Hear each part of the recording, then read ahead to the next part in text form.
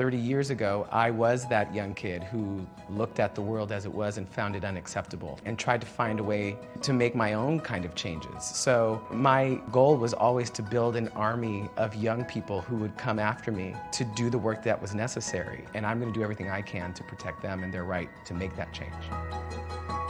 Hi, I'm Wilson Cruz, and I am an openly queer Latino man.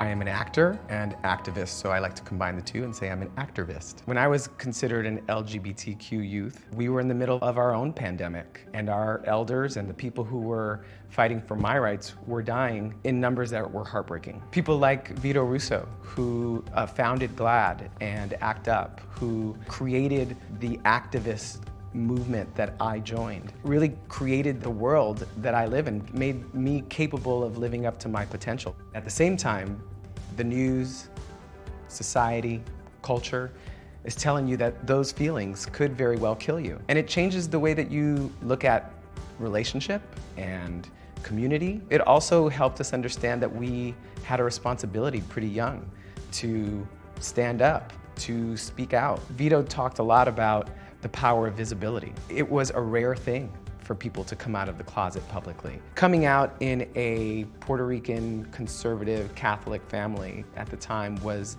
a challenge. I wasn't out to my parents until I was 19 years old. And I only came out to them because I was about to play the first gay teenager on national television. I got kicked out of my house. I found a way to survive until we started the series. And then there was the challenge of talking about this publicly. This generation is dealing with an isolation and a depression due to the current pandemic. I'm sad to say that young people today are facing the same inability of our education system to support them in a real way, to allow them to be exactly who they are without fear or shame. And I think the difference for them is that they know there's a community behind them who is supporting them. They know their history, and they can draw from that. They can draw inspiration from that. I think we need young people to become leaders because old people get tired of fighting the same fights, and I think young people inspire us.